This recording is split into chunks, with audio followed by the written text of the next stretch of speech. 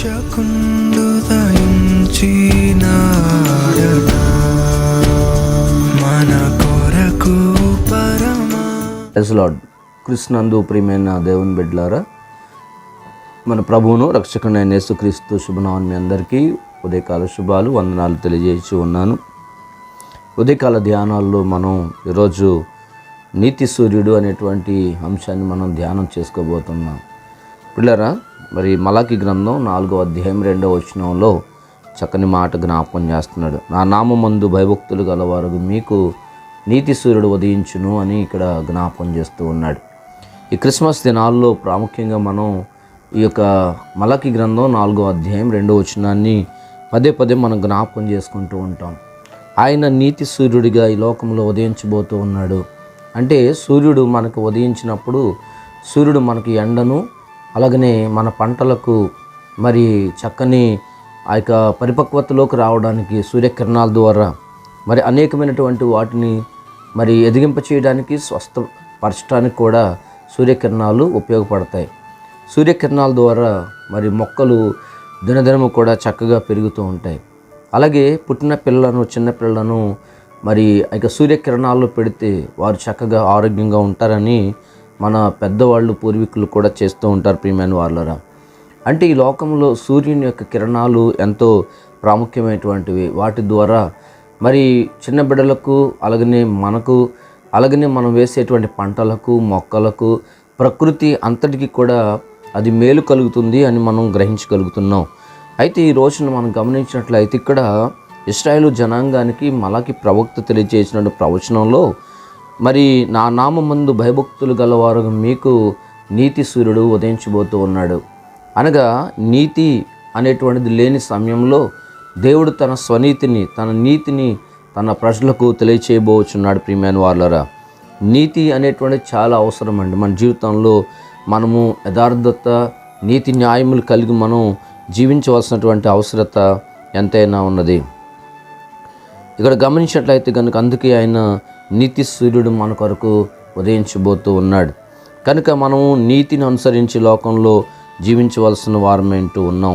మత్తయి సువార్త 5వ అధ్యాయం 45వ వచనంలో జ్ఞాపకం చేస్తాడు. ఆయన మంచివారి మీదను చెడ్డవారి మీదను తన సూర్యుడిని ఉదయింపచేసి అనే వచనాన్ని మనం చూస్తాం. నిజమే ప్రియమైన వారి, లోకంలో మంచివారి మీద, చెడ్డవారి మీద దేవుడు తన సూర్యుడిని ఉదయింపచేస్తూ ఉన్నాడు. ఈ లోకంలో అందరి ఎడలకు కూడా ఈ యొక్క వెలుగు అనేటువంటి సమానంగానే ఉదయిస్తూ ఉన్నట్లుగా మనం చూస్తూ ఉన్నాం. అయితే స్వచ్ఛమైనటువంటి వెలుగు క్రీస్తు ప్రభుల్లో ఉంది అని బైబిల్ గ్రంథంలో మనం చూడగలుగుతాం.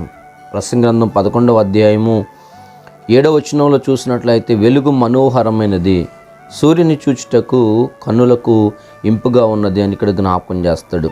వెలుగు మనోహరమైనదిగా జ్ఞాపకం చేస్తాడు. పరమగీతంలో 6:10లో మనం చూస్తే సూర్యుని అంత స్వచ్ఛమైనటువంటిది, మరి అంత గొప్పది మరి ఈ లోకంలో లేదు అని చెప్పి జ్ఞాపకం చేస్తాడు. ప్రియమైన వాళ్ళరా, కనుక క్రీస్తు ప్రభు వారు నీతి సూర్యుడిగా మన కొరకు ఉదయించబోతున్నారు.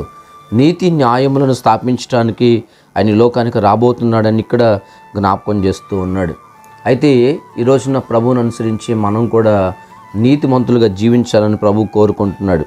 మత్తయి సువార్త 13వ అధ్యాయం 43వ వచనంలో యేసు ప్రభు వారు ఒక ఉపమానం చెప్తూ అన్నారు కదా, మరి నీతిమంతులు తమ తండ్రి రాజ్యములో సూర్యుని వలె ప్రకాశింతురు అని జ్ఞాపకం చేశాడండి. కనుక ప్రియమైన దేవుని బిడ్డలారా, మనం నీతిమంతులుగా జీవించినట్లయితే దేవుని రాజ్యంలో మనం సూర్యుల వలె మనం ప్రకాశిస్తాము. మరి ఉదయించేటువంటి ఆ గొప్ప వెలుగును దేవుడు మనకు ఇవ్వబోతూ ఉన్నాడు. ఇంకా మనం చూస్తే కనుక ఆయన రెక్కల ద్వారా కలిగేటువంటి ఆరోగ్యం గురించి మాట్లాడుతూ, కనుక నేను నీకు ఆరోగ్యం కలుగు చేస్తాను ఇర్మియా గ్రంథం 30వ అధ్యాయం 17వ వచనంలో జ్ఞాపకం చేస్తాడు. ప్రియమైన వాళ్ళరా, దేవుని ద్వారా, ఆ వెలుగు ద్వారా దేవుడు మనకు గొప్ప ఆరోగ్యమును, ఆశీర్వాదమును, అభివృద్ధిని కూడా కలుగు చేస్తాడు. కనుక అటువంటి నీతి సూర్యుడు మనకు ప్రభువుగాను, రక్షకుడుగాను ఉన్నట్లయితే ఈ క్రిస్మస్ దినాల్లో మరింతగా మనం ఆశీర్వదించబడతాం. అటు పరిశుద్ధాత్మ దేవుడు మనందరికి అనుగ్రహించునుగాక. ఆమేన్. ప్రార్థన చేసుకుందాం. తలలో వంచి కళ్ళు మూసుకుందాం. పరిశుద్ధుడా, ప్రేమ కలిగిన మా ప్రియ పరలోకపు తండ్రి, మీ ఘనమైన నామానికి వెళ్ళని స్తోత్రాలు చెల్లించుకుంటున్నాం నాయన. మరొక వారంలో ఉదయకాల ధ్యానంలో నాయన నాతో మీరు మాట్లాడుతున్నందుకు నీకు వందనాలు ప్రభువా.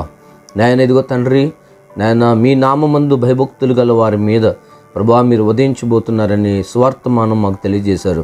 దేవా, నీ కొరకు ఎదురు చూస్తున్న బిడ్డలు నాయన దినదినము అభివృద్ధి ఆశీర్వాదాలతో నింపబడే కృప దయచేయండి.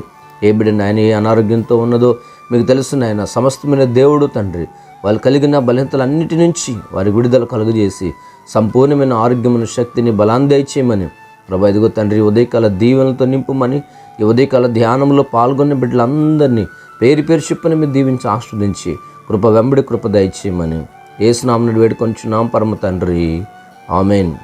రక్షకుండు దయించినాడట,